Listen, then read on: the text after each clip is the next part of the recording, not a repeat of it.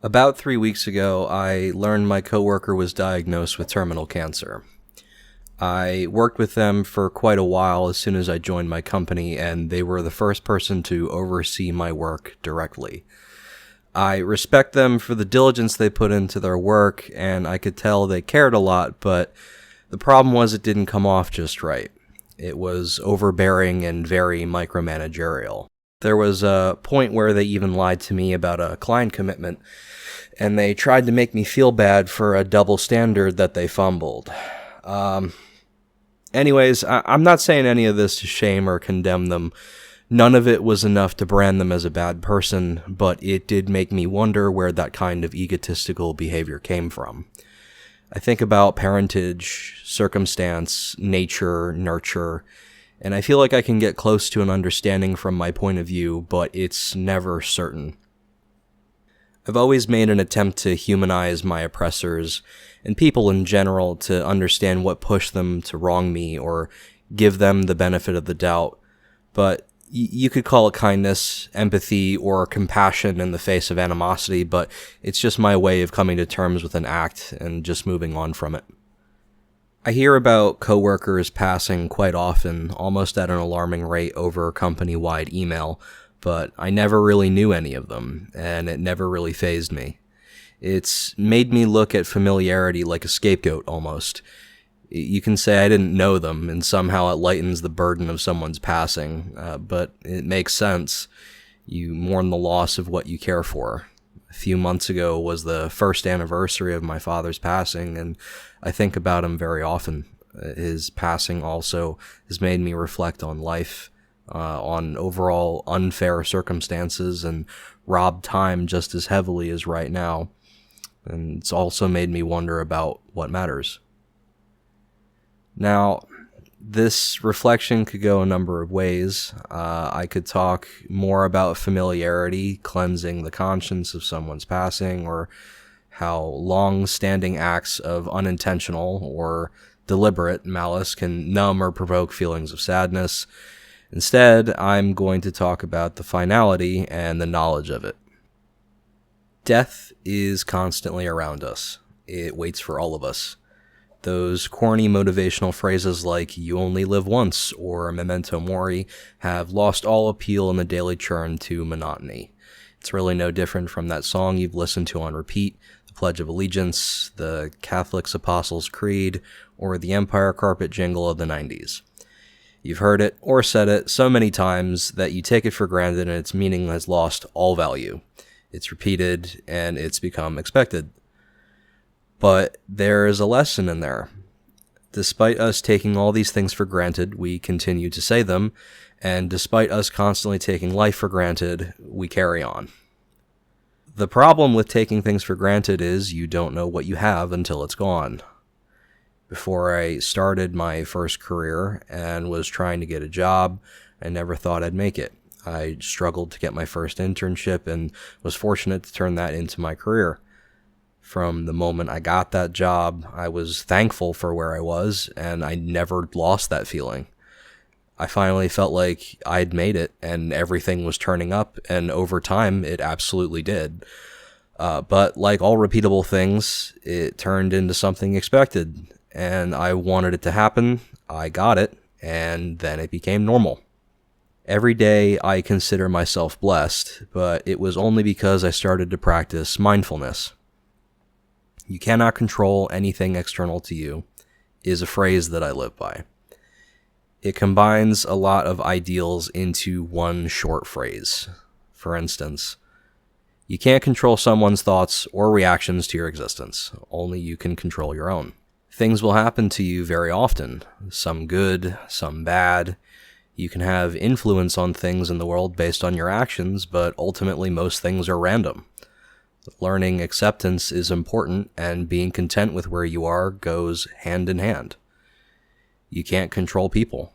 People come and go. You are all that's left, always. You can never truly own anything tangible because everything you've ever owned was someone else's property and will be someone else's property after you. So if I can't own anything, if things just happen to me, if people are unpredictable and I'm all that's left standing when it's over, Then what's important? I know that my job is important. I need it to physically survive. Without it, I'd be in a much worse position. On the other hand, I use my income to live and explore life. You'd think that would make me even more grateful for having a job, but we loop back into the expectation of having a long-standing career.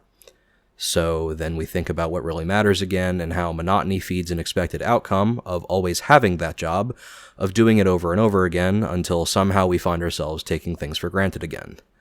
We loop, we expect, we lose sight, rinse, and repeat. I know that my friends and my parents are important. Without them, I wouldn't feel as much joy or connectivity as I do. I believe that if you strip away all the earthly vices like work, fitness, finances, popularity, fame, habits, addictions, you're just left with people. People made the society we're in, and whether it's good or bad, we are so intrinsically connected that it makes you wonder why a death isn't felt as deeply across the world as it is 2 doors away. A simple kindness can have rippling effects if someone chooses to absorb and push it out into the world. And no, I don't mean pay it forward at a Starbucks. I mean presence, listening, understanding, compassion, and overall empathy. If we choose to practice these things, we're all better for it because it continually cascades.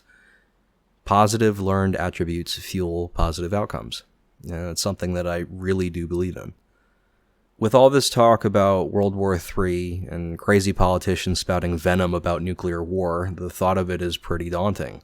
Similarly, I also finished watching The Last of Us quite a while ago, and the first few episodes of the first season were extremely well done, but very heavy. Both things make you think about, what if the foundation of society crumbled? Would I ever get to see my friends again? In the event of a major cataclysm, who would you go to? How would you know how to get to them? If technology was brought to its knees and we lost the means to stay in touch instantly, who would you miss? I think about the connections I've made online, especially with one person in particular who I'd be devastated if I lost communication with. They're very special to me, and it made me think about what people have made and what in society is so commonplace and expected that we also take that for granted. It makes you pause and realize that we have blessings that surround us in our everyday lives. In a way, it seems silly to think about how an apocalyptic science fiction horror game / Netflix series could ever come to life, but it makes you think about who or what, in whichever case, matters. I think the reason we lose sight of what's important is not only because of taking it for granted, but I think it's a necessary part of really living. There's a function that our nose serves when we smell things. When we're in a room with a strong smell and it doesn't go away, over time our nose just stops sending a signal to the brain and says, all right, we know it's here, there's no point of telling you constantly. And the same notion applies to expected stimuli in our life. We adapt. When we plateau in life and things are stable, we take things for granted because we assume it will just be there tomorrow. It's nothing exciting and new, so there's nothing to anticipate or adapt towards. But what happens when that core, normal thing of life suddenly has a sell-by date? How are you supposed to adapt to that? And so we go back to my coworker. I cannot fathom the absolute torrent of emotions they're experiencing right now. I heard that they've married their partner in a heightened timeline, and part of me doesn't even want to think about the unimaginable heartbreak their partner is feeling. How do you cope with the knowledge you're going to die? How do you cope with the knowledge that you're going to watch your partner die? The truth is, I really don't know. I don't know how I'd respond. But these are the reasons why I don't stop appreciating what I have. And I'll continue to be thankful, and I'll continue to remind myself, because all of it can change in an instant.